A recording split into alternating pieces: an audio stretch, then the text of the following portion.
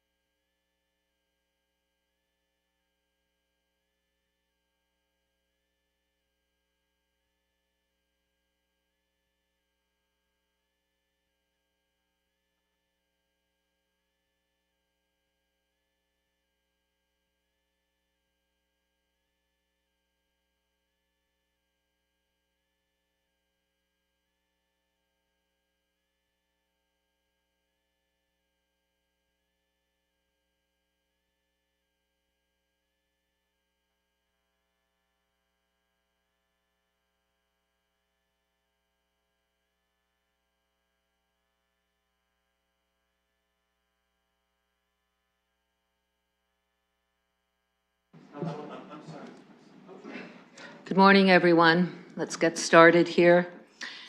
Please check the city website for additional meeting detail information. Meetings can be viewed via live streaming on YouTube and city website. The City of London is situated on the traditional lands of the Anishinaabe, the Haudenosaunee, the Lupanewak, and the Adawandran. We honor and respect the history, languages, and culture of the diverse Indigenous people who call this territory home. The City of London is currently home to many First Nations, Métis, and Inuit today. As representatives of the people of the City of London, we are grateful to have the opportunity to work and live in this territory. The City of London is committed to making every effort to provide alternate formats and communication supports for meetings upon request. To make a request specific to this meeting, please contact cwc@london.ca or 519-661-2489, extension 2425. So moving on to our agenda, any disclosures of community interest? I see none. I just want to acknowledge that Councillor Ferreira is joining us online. Moving on to the consent items, we have a number of consent items I do want to bring to the committee's attention. We do have an added delegation request from Mr. Samuels chairing the EC-ACA committee at 5.1. So with that, we'll continue our consent items. 2.1, the 7th report of the Integrated Transportation Community Advisory Committee.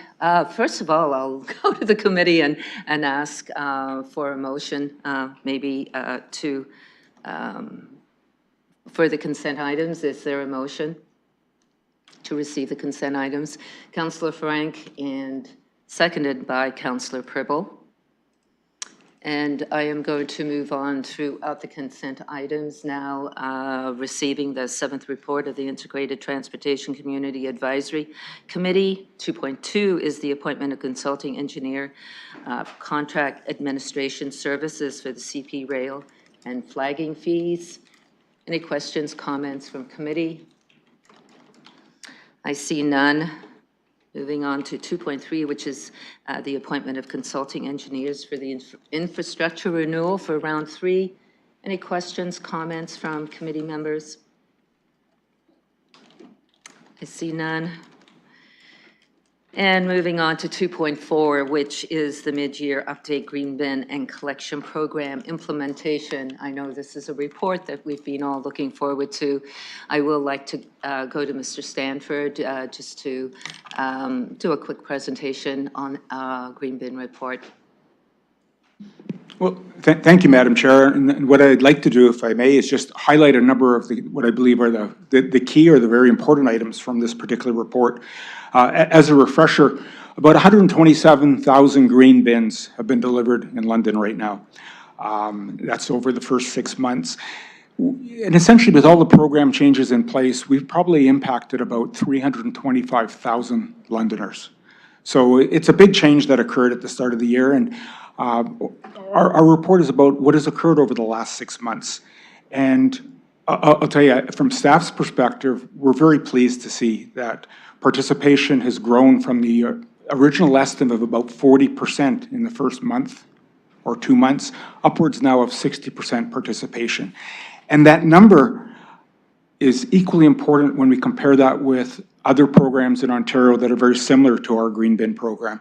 And some of those programs have been at play for 10, even 15 years. So when we compare participation, we see that other communities are hovering between 41 and 69%, on average about 57%. So it puts in perspective what we have achieved, and it is a big we. It is Londoners participating in this program in just a short period of time. The amount of material that's been diverted, well, it's well over 6,700 tons of green bin materials diverted to Convertus. And of course, Convertus turns that into an organic rich product that then goes to farmers' fields nearby. So that amount represents somewhere in the order of 700 truckloads of organic material that at one point was heading to landfill site. So these are some of the sort of the key indicators. And as we dive deeper into what is going on, we see through our monitoring program that many, if not most, Londoners are able to stay under the 3-container limit. In fact, 2 containers appears to be the average at the curb. When it comes to calls into the city, it has been, well, that's why we're here. And that's why Service London was staffed up, because the calls that came in were significant in the early days. On average, about 260 contacts through phone, email, any other way you can think of, they were reaching us here at the city. And that is 7 days a week. Of course, through the London portal, you can provide information when it is convenient to you. The number of contacts have dropped, but still remain quite high, in part because, of course, you have to call in now for large bulky item pickup, and we're averaging about 45 contacts per day for that service. So just a couple other really key things. We asked for feedback, and boy, did we get it. 7,500 feedback forms were filled in. That, as far to my knowledge, represents the most feedback we've received on any single project, in this case, really a program. And the information was incredibly valuable. We found out from Londoners that they gave pretty high marks to the information they received. 67% found it extremely informative. 20% on top of that indicated it provided the basic information. We also heard from residents they want feedback on how they're doing, and that's part of our next wave of information. In fact, the discussion that we're going to be having here today. We also heard about the service levels. Green bin and recycling done on a weekly basis, 72% were satisfied or somewhat satisfied. When it came to biweekly garbage pickup, this is an interesting statistic. 53% said they were satisfied or somewhat satisfied. But on the reverse side, 43% clearly said they were not satisfied with biweekly service. Now, from a staff perspective, that is perhaps the second biggest change compared to the green bin. And in fact, for those that aren't participating in the green bin, that is the biggest change they've seen. So, Madam Chair, just to conclude, there are some recommendations before Civic Works today about what we might wish to do in the future about pet waste, garbage container limits, exemption periods, as well as collection services that may or may not be beneficial to Londoners, things that we wish to look at and provide more information in our next report in January 2025. But what we've learned from Londoners is, of course, they want more materials, they want more information. We want to talk about that feedback. We're going to relaunch our feedback form starting basically early August, and we're going to carry that forward again to November and see if we get a different or similar information from Londoners. We still have to go through 2 very warm months, the remainder of July and of course August, and easily September is a warmer month these years now. We want to continue to dive deeper into our townhome complexes. There are some locations there that working with the property owners and superintendents, it is just difficult to get service into these places, so we've got to take a closer look, and in fact, that look often takes a lot more time than we've originally planned. The multi-residential pilot project, we've got 3 buildings up and running right now. There are about 5 or 6 that are just waiting to hear back from the city. We've had to, unfortunately, shift gears a little bit. We're spending so much time and effort on the curbside component that we're not able to move as quickly the multi-residential component. Now on the plus side, we've got the experience now here in London of about 3 months with a couple of these pilot projects. So it's going to make it a lot easier for the superintendents and building owners to understand with London examples on how these programs can work. And a final thing that our report notes is that we have seen evidence of increased illegal dumping. Over the next few months, we're going to get a better handle on the quantity of that. There's always been illegal dumping in London. The thing now is we've got to track and determine how much of that might have been increased associated with the biweekly garbage. For example, parks, where we see a full garbage can and it's not really litter from the parks, it's 1 or 2 garbage bags have been dropped off. So we're going to get a better handle on how much of that is occurring and, of course, look at remedies for that as well. So, Madam Chair, looking forward to any comments that committee has on what I believe is a very exciting report. Thank you. Thank you very much, Mr. Stanford. And I'd just like to remind the committee of the recommendations. We are receiving it, and we are adding further direction for more information to come back to us in January. So I'll go to committee members. Councillor Trussell.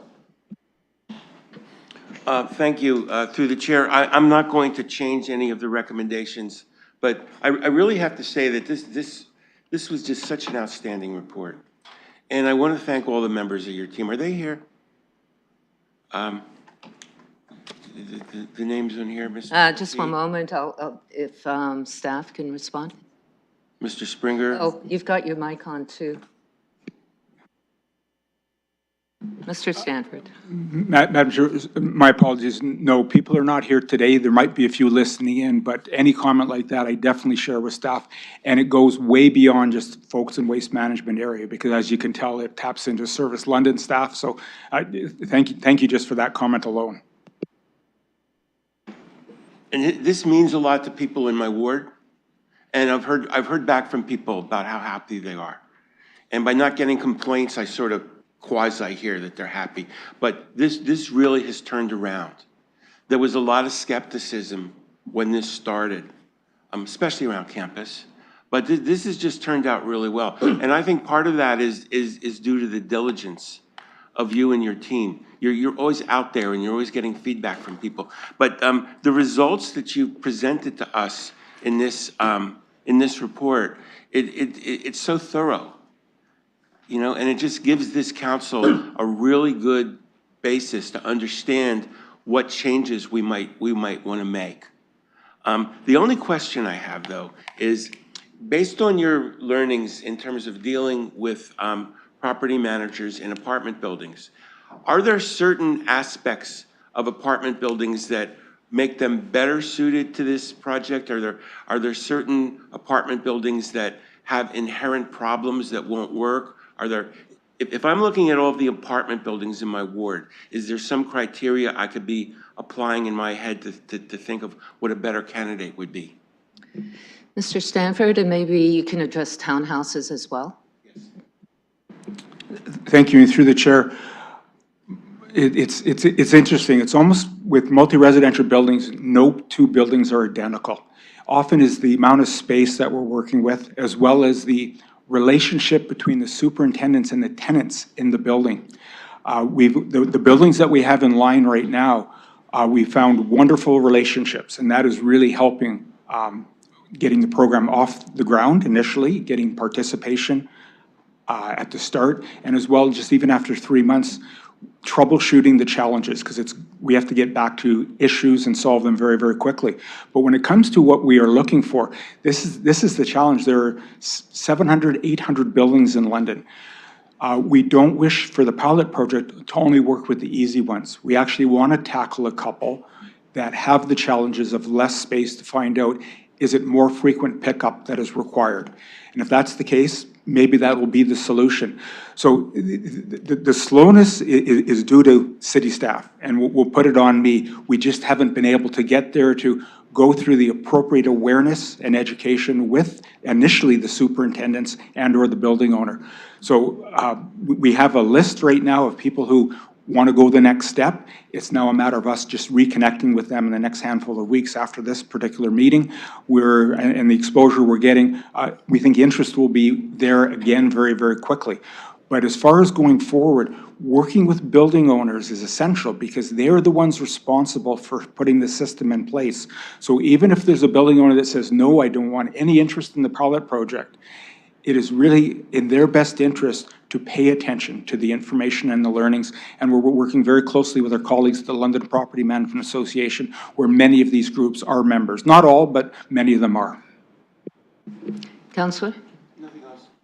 Thank you. I'd like to go to Councillor Pribble. Thank you, Chair, and through the Chair to the staff. Thank you, Mr. Stanford, for this report as well.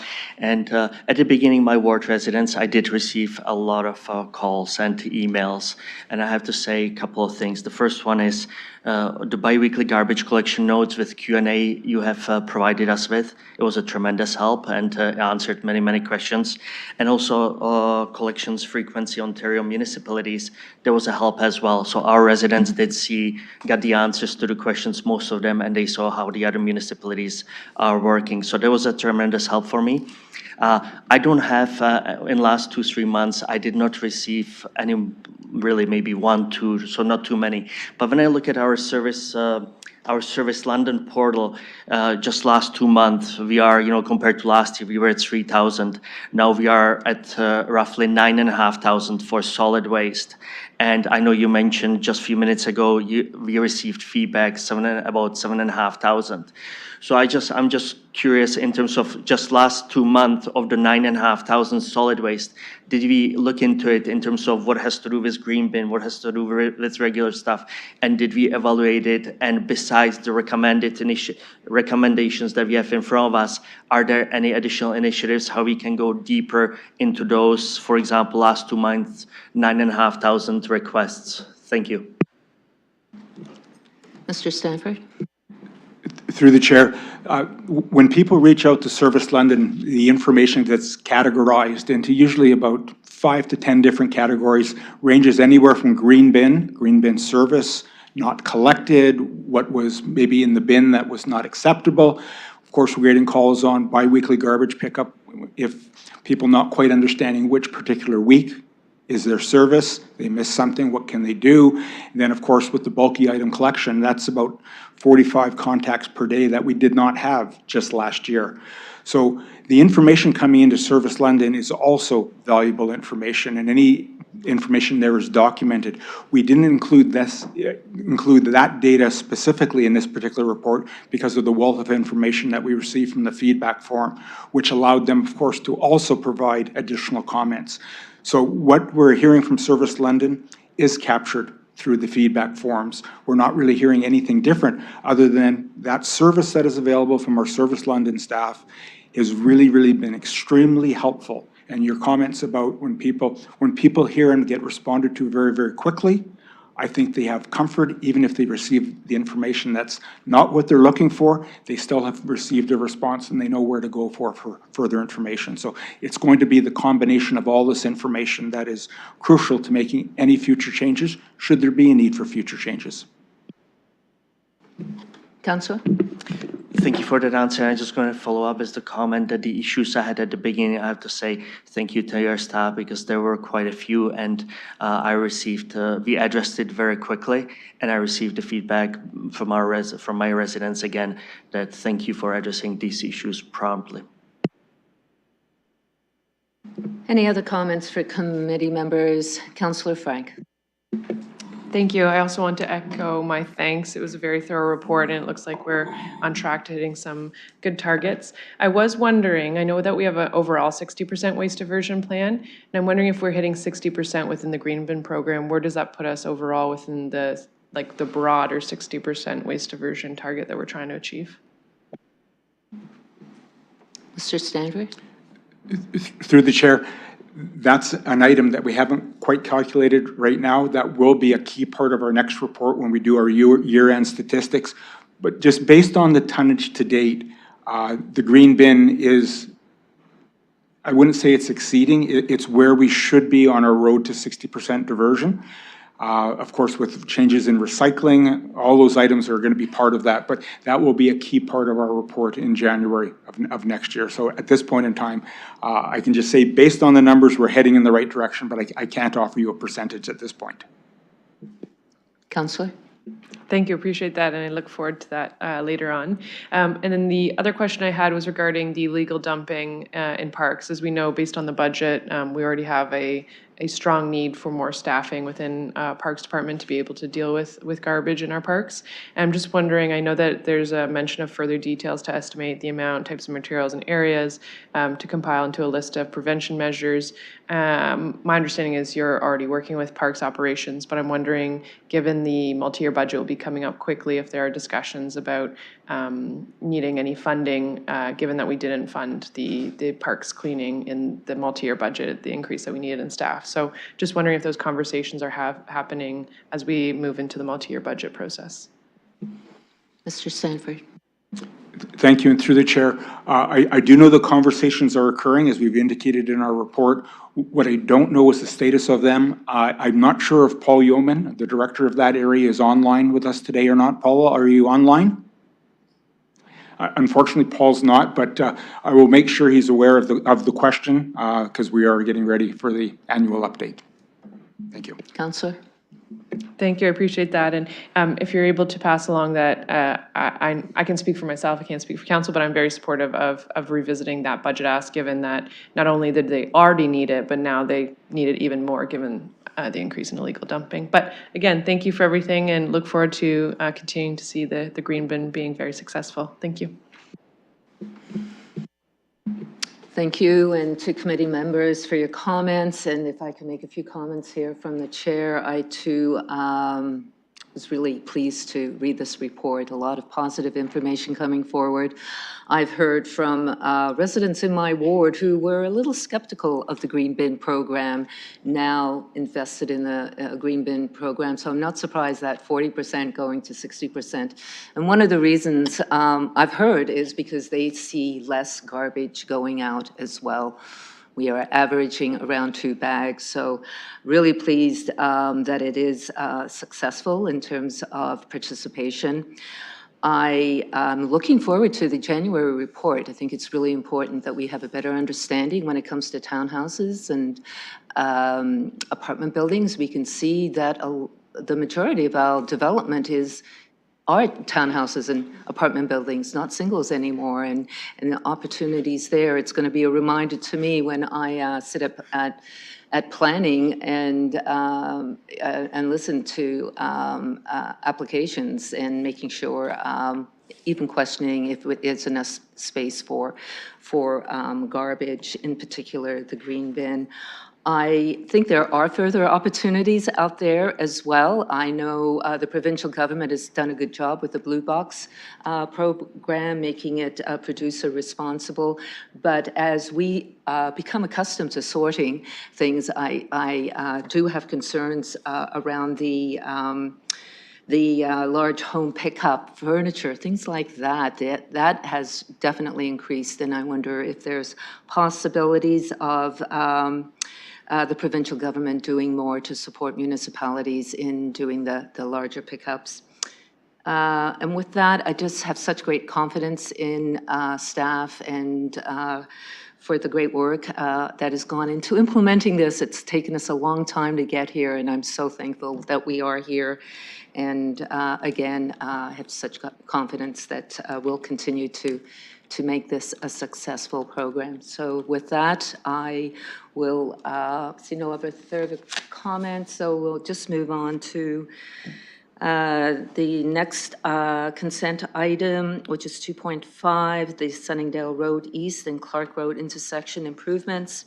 Really good to know that we're getting some traffic lights put in there. 2.6 is the the irregular result rapid transit shelters, the public artwork and vendor of record contract award. We do have staff here to answer any questions from committee. I see Councillor Frank with her hand up. Go ahead. Thank you. Again, just wanted to say this looks exciting, and I look forward to seeing what different public artwork we have coming forward. I did have one question through the chair just regarding if all the rapid transit shelters will be bird-friendly glass. Thank you. Yes, Ms. Dad. Yes, and through the chair, that's correct. All of our shelters will have bird-friendly glass. They use a bird frit pattern that creates basically a dense visual pattern that the birds can sense that there's a surface they can't fly through. So they will all have that on the shelters. Counselor? Thank you, I appreciate that. Any other questions from committee members? I see none. Moving on then to 2.7, which is the school zone speed limit reduction. Questions from committee? Councillor Trousseau? Thank you for bringing this forward. This is something that I think we really badly need, and I'm glad to see this is happening. I do have a few questions about where, in some instances, well, I'll say Highbury. There are still some very, very high numbers there. And is there anything we can do to bring that down, or maybe we should consider phasing it down over a period of time? Because it just seems like a really fast speed for people to be going past schools. Just before I go to staff, I know the recommendation is to reduce speed limits by 10 kilometers, and I think there's a variance in different areas, and just referring to the councillor's question, just want to make sure the public is aware of that. Just like to go to staff. Through the chair, thank you for the question. Yes, the recommendation here is to lower the speed limit by 10 kilometers per hour in school zones on major streets. So the majority of these locations are currently posted at 50. So that 10-kilometer lowering takes them to a 40. There are a few streets that are currently posted 60, so the school zone speed limit would be 50. It's recommended to be 50 at those locations. The setting of these speeds is at the jurisdiction of council. The 10-kilometer lowering is pretty typical for a school zone. Lowering a speed limit lowering of 20 or more also incurs the requirement based on the Highway Traffic Act to post advance warning signs. So that would be an additional sign requirement if the reduction was increased from 10 to 20. Councillor? Would it be possible for us to, I don't want to hold this up, so I don't want to not pass the recommendation, but I want to refer to the corner of Oxford and Highbury, and I want to refer to the corner of Huron and Highbury. And I just know incidentally from listening to the news that Highbury is a frequent site of accidents and near accidents. Would it be possible for us to get from the police department or from the traffic department a better idea of what the exact situation is at those two intersections in terms of perils and dangers and accidents? Mr. McRae? Yes, staff can scrutinize those two locations on Highbury that you identified. If it's deemed appropriate, one approach could be to lower the overall speed, the general speed limit, and then the school zone speed limit would lower in conjunction with that. So we can take that away and review those locations. Councillor? Thank you. Would that require an amendment to the motion, or is that something you could just do? We can just do that based on the feedback here at committee. Thank you. Then, through the chair, I don't have any further questions on this. Thank you. Any other questions from committee members? Councillor Pribble. Thank you, through the chair, to the staff. I just had a question regarding the school zones, and is it kind of where we have the proposed period is 7 to 4 p.m. and September till June? Is it kind of where we have it now in the existing school zones? Do we have that currently right now? Mr. McRae? School zones on neighborhood streets and neighborhood connectors were posted 12 months a year, 24/7. But the proposed approach in this report is to go more towards the hours that schools are typically operating. It has a better fit with the Highway Traffic Act and better enforceability from what we're hearing from London Police. So it works well with this recommendation, and yeah. So. Councillor? Thank you for that, and I have a follow-up. I'm supportive of it, and I have only one proposal there, which I totally agree with. But my question is more, how is it going to be in terms of the signage? How is it going to be for the drivers? So let's say July, August, it's lifted. Let's say, because again, for the drivers, how are we going to do it so it's easy to understand to the drivers, easy to see in reality? How is that going to work?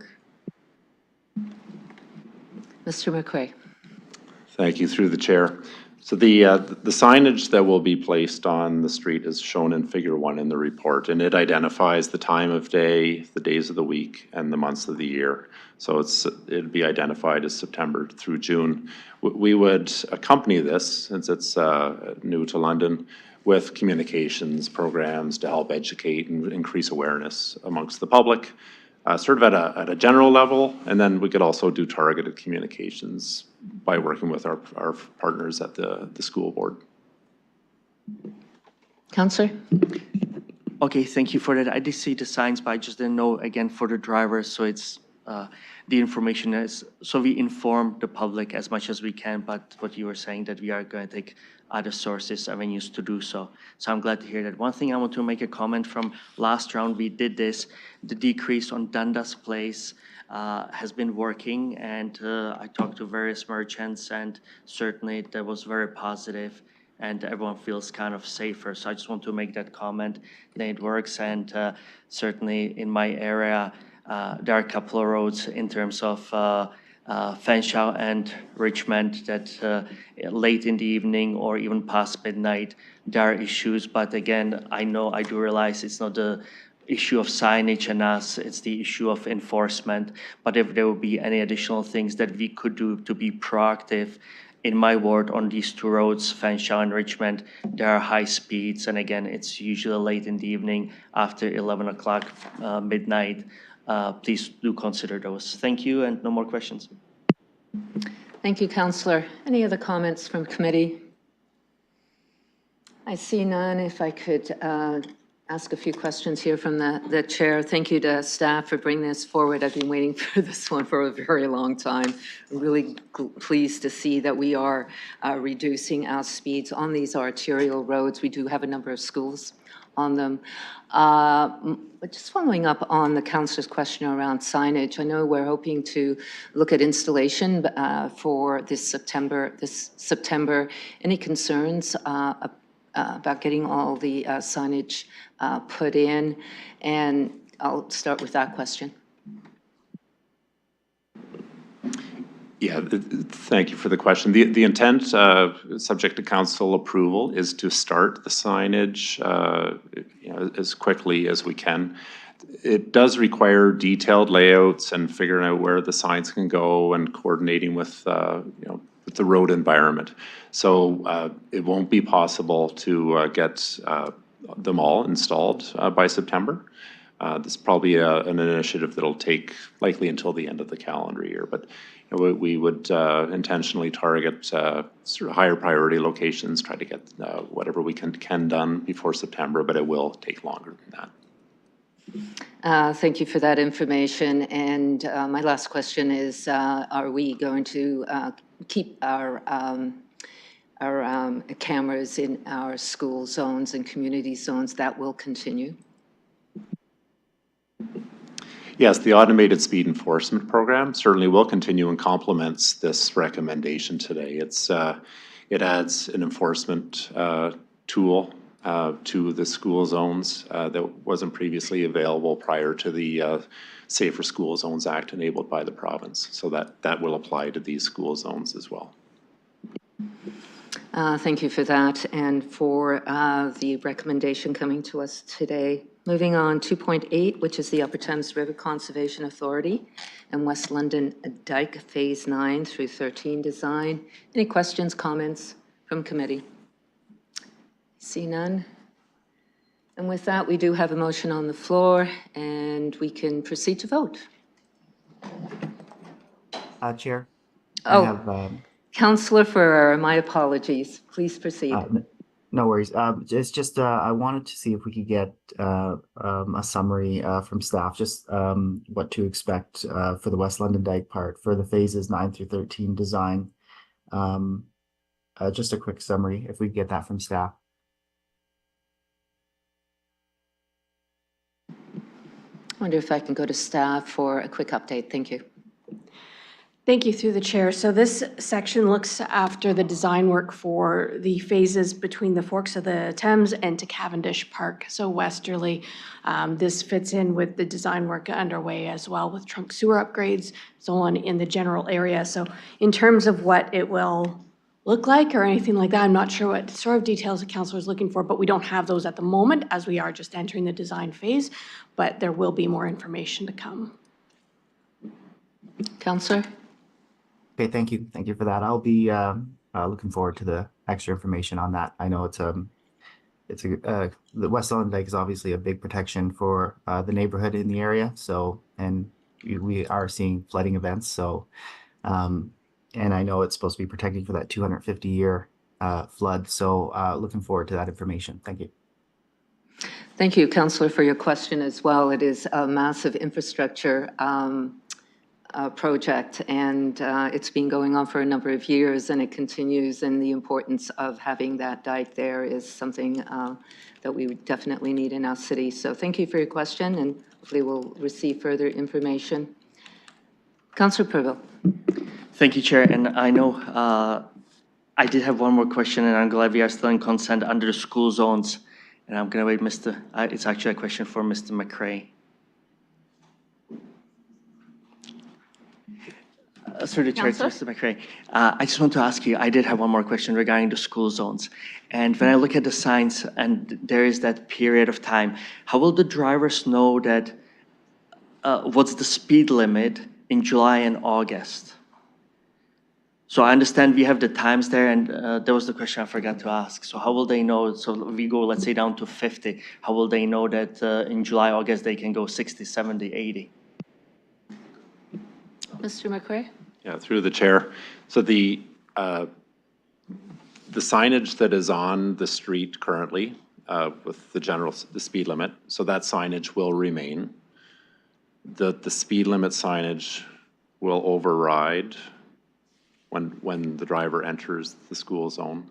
So in the times that the school zone speed limit does not apply, the driver knows from their previous signage what the overarching speed limit is.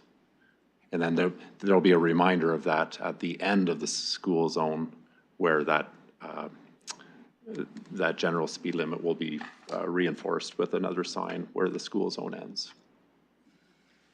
And it's an approach that was applied, that's been applied in other municipalities. It's pretty common through Ontario traffic manuals and like York Region of Waterloo, Mississauga. There's a lot of examples of this, so it's hopefully understandable, and it will be clearly laid out based on the provincial guidance with the signage. Councillor? Thank you. No more questions. And with that, we have the consent items for approval or for voting. If we could proceed.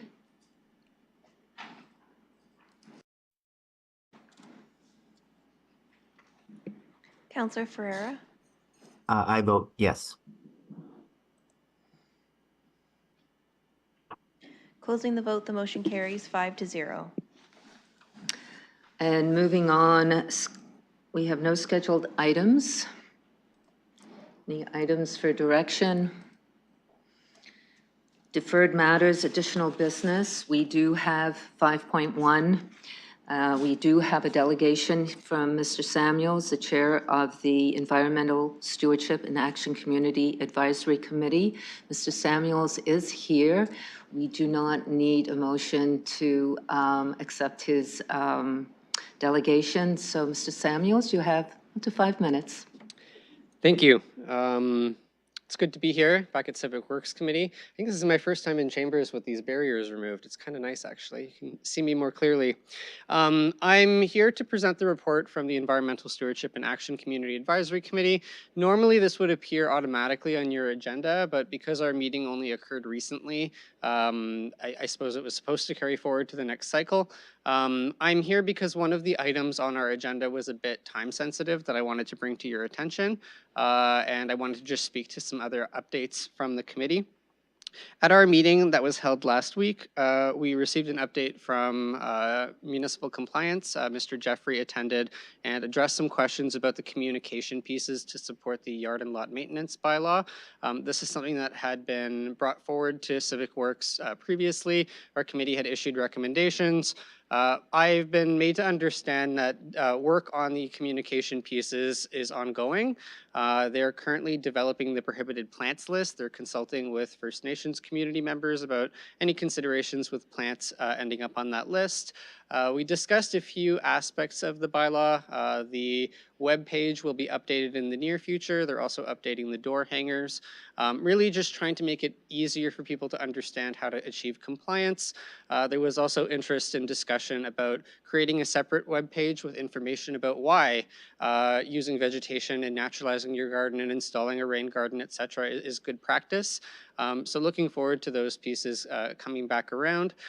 One other thing I thought I'd mention is we talked about kind of the mechanisms for enforcement in response to complaints, and the committee had suggested, and Mr. Jeffrey seemed somewhat receptive, perhaps incorporating this into the Service London portal so that when people have property standards complaints, they're using the Service London portal instead of just having to pick up the phone. I think that would lead to better data being collected, and it would also produce some accountability for the complainant to provide specific information when they fill out the form. The second item on our agenda, and the primary reason I'm here today, is our committee passed a recommendation against the City of London pausing funding for community grants and the Neighborhood Decision-Making Program. We also requested and passed a motion to the effect of having this report be forwarded along to your committee so that it may be referred to SPPC for their upcoming meeting about the first report of the Strategic Opportunities Working Group. I don't want to speak at length about this report. It unfortunately did not make it onto your agenda today, so I forwarded it to the individual emails for all members of the committee if you want to review.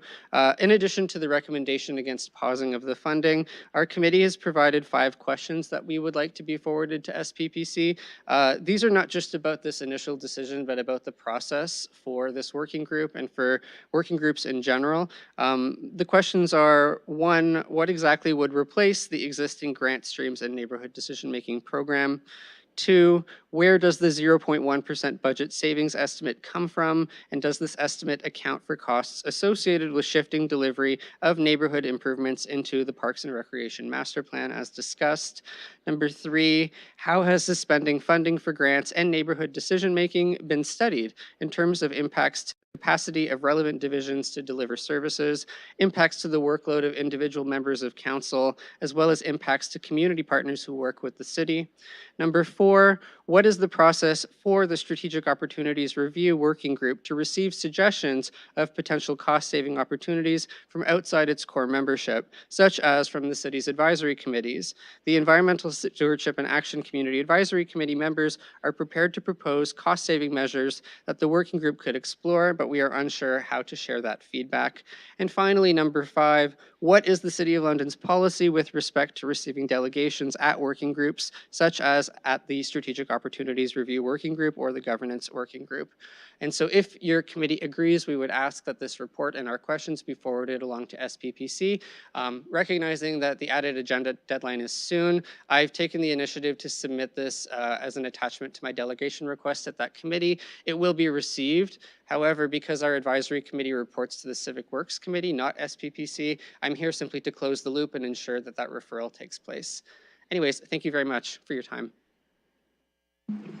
Thank you, Mr. Samuels, for being here with us. I do want to bring to the committee's attention on the added, it is 5.2B, the request to have the recommendations from the advisory group that we just heard from be referred to, or the recommendations be referred to the SPPC committee, which is coming up in the next couple days for consideration. So the recommendations will be sent to every council member before the committee as well, from my understanding from clerks. So I am looking for any questions from committee and as well. First of all, I'd like to put the motion on the floor. I need a motion to receive the report. If I I'll can move that. look for a motion, Councillor Ferreira, and I'm looking for a seconder. Councillor Trousseau, I'd like to go to Councillor Frank now. Thank you. So is that the vote that's an e-scribe?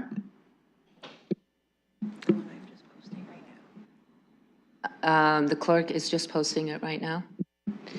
So I was going to ask that under item 2, it says that be forwarded to council, and we just heard that the request was to forward it to SPPC. I understand that the chair has sent it as a separate delegation item, but I do understand that he'd like to follow procedure, having Civic Works send it to SPPC so that it can be formally received.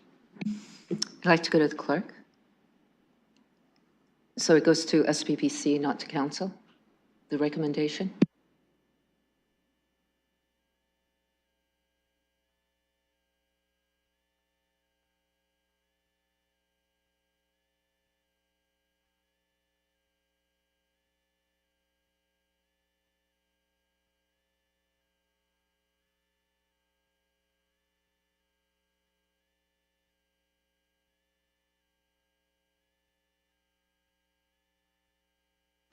I'd like to go to clerks, Elizabeth Hunt, and then I'll go to the counselor. Thank you, and through the chair, we can confirm that this recommendation has been added to the SPPC added agenda as an added item to Mr. Samuel's request for delegation status. We can, as Civic Works Committee, this could be forwarded to council as a communication on the same item. That is the pathway that this committee has. The committee cannot forward things to SPPC. However, I can confirm the recommendations are on the SPPC added agenda because Mr. Samuels has submitted them. Councillor Frank? Thank you. I'm satisfied with that. I just wanted to make sure that other members of council understood that procedurally and that it's acceptable for that process. I did have one question, perhaps through the chair to the other chair, Mr. Samuels. I am wondering the discussion about including naturalized, like including that as a bylaw complaint on Service London's portal. A bit more about that discussion if it requires any council direction, because I do see that as very valuable. I think that having a method of being able to track those kinds of complaints, the volume year to year, and as well being able to have a more thorough description from the residents who are complaining, I think that would provide a bit more information to our bylaw officers when they go out. So I am just wondering if that requires any council direction or if staff are already underway executing it. So I know that the mayor is discussing something else with the chair, so I was kind of going to ask Mr. Samuels a quick question, if that's okay, which was just if the staff indicated that they were going to include a button on the Service London portal for the naturalization bylaw complaint. Thank you for the question. Mr. Samuels? Sorry, trying to do two things at once. We discussed it. They indicated they do not currently have that in process. It's something they could take back for consideration. They're always looking at ways of improving service delivery. That's what was said. I think they saw merit in the proposal, but I think this is a broader conversation that has yet to happen. So if it's something that the committee feels strongly about, you could recommend that to staff for consideration. That might help move things along, but that kind of falls outside the scope of our advisory committee. Thanks. Councillor? Thank you. Yes, I do see value in that. So I'm wondering if maybe I could put even a motion forward to be put on the deferred matters list of asking staff to look into adding a Service London button in regards to being able to complain about naturalized lawns. I think I'd be happy with a future report back from staff on that because I don't know if it's feasible and all the details. So maybe just a motion to have a report back from staff on including a naturalization complaint on the Service London button. Okay, so we need to, if it's going to go on the deferral list, we do need a motion for that. It should be separate to receiving this report as well.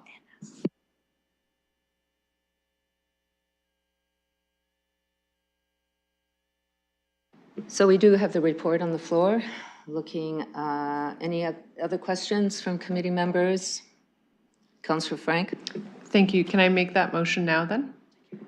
I think it does have to be separate, so we can vote on this, and then you can bring forward a separate motion.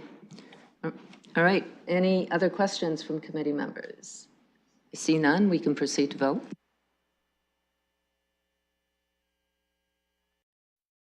Yes. Closing the vote, the motion carries 5-0.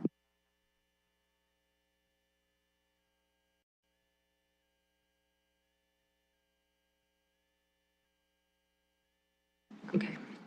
So we do have a motion for a request going on our deferral list from this report. So I would like to go to staff for any comments regarding the councillor's request to go on the deferral list, the bylaw information materials for the naturalized gardens, and having a portal for Service London. So I haven't seen the motion yet, but generally speaking, that is the request. Maybe I'll go to the councillor to clarify the motion, and then I'll go to staff for their comments. Sure, yeah. Upon reflection, I'm just thinking through this, and this is why I think it'd be good to have staff from bylaw here to maybe to discuss at a report back, whether or not it's a button that people can apply for a property standards violation, because technically that's what the naturalization stuff falls under, or if it's more specific to naturalization. So I think it would be a report back from staff regarding the ability to have a complaint button on the Service London portal for property standard violations, because that's more encompassing. But specifically, maybe also looking at just having a naturalization one. I just don't know which one is better or more feasible or allowed. I'm sure there are some legislation things that I'm not considering. So that's generally what I'm trying to articulate. The clerk does have a question.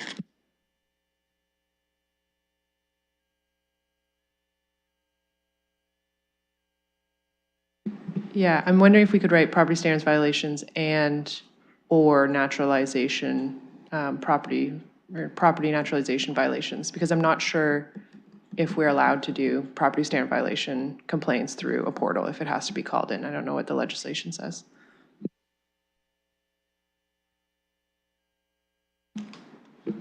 So I think the clerk is working on the motion at the moment. I think we do need to see the motion, and then I will go to staff for their comments.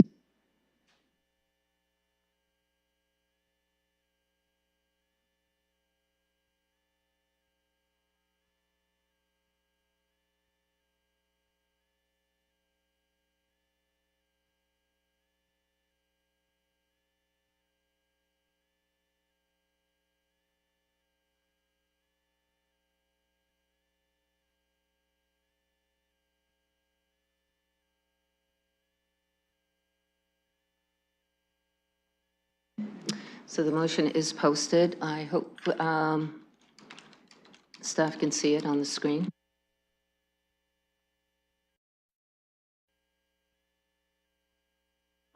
Chair. Yes, Councillor? Ferrer? My e-scribe is down. I'm unable to see the motion on the screen. Is there any way you could read out the language back I or will do send a? that. Okay, thank you.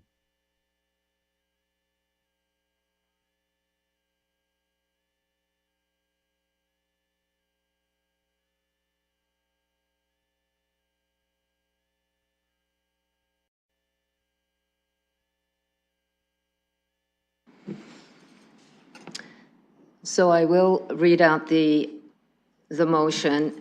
Civic Administration be directed to report back to a future meeting of the CPSC on the feasibility of having a complaint button on the Service London portal to report property standards violations and/or property naturalization violations. That is the motion. Councillor Ferreira, do you want me to read it out one more time? No, thank you, Chair. That was good. Thank you. Okay. So the motion, if the mover of the motion is satisfied, I am looking for a seconder.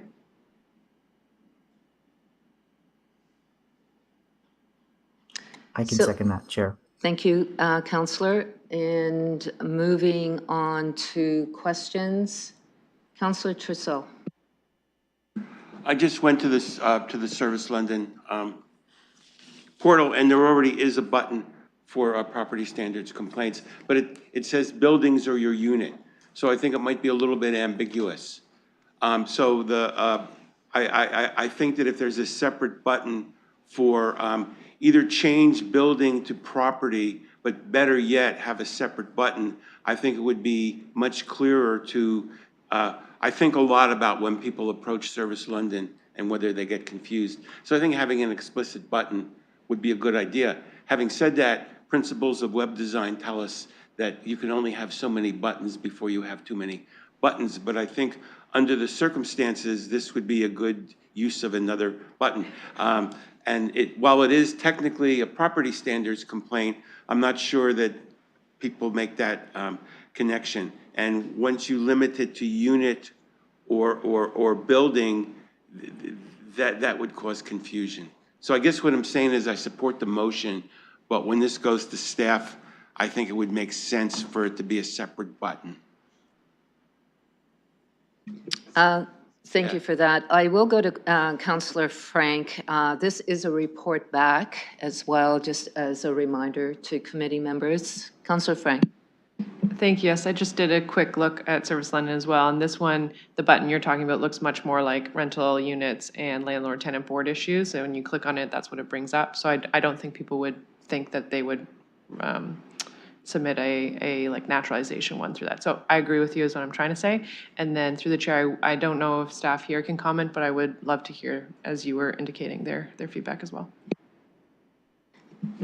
Before I go to Councillor Pribble, I would like to get staff's comments on the motion that's in front of us to get a report back on the feasibility of having a complaint button for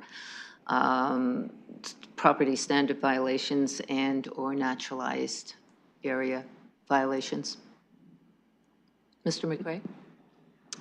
Yeah, thank you, Madam Chair. I'm afraid that this response would best be provided by either bylaw enforcement or Service London staff. I don't think they are with us virtually. It's a question for them, and the motion indicates an item for CPSC committee. Thank you for that. Councillor Pribble. Thank you, and just minor suggestion, and I was wondering if my fellow councillor who proposed this motion, if we can change the word complaint into request or something like that, but complaint, I would like to change that word. Thank you.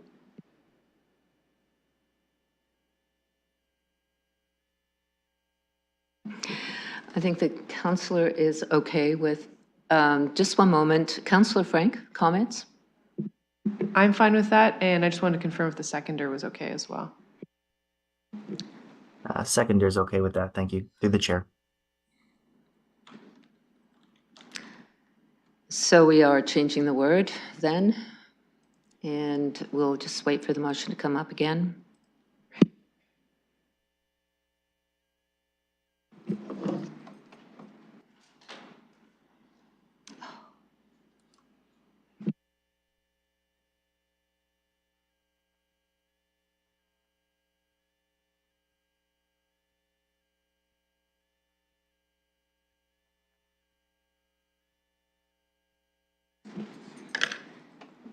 So the complaint has been changed to the request button. Councillor Ferreira, just for your information, and we can proceed to vote.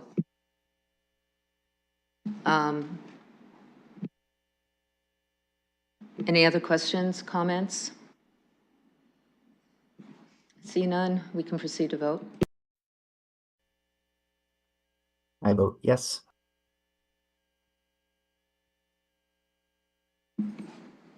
Closing the vote, the motion carries 5-0. So that was 5.2. Moving on to 6, adjournment. Looking for a motion to adjourn. Councillor Frank, seconded by Councillor Pribble. We can do a hand vote.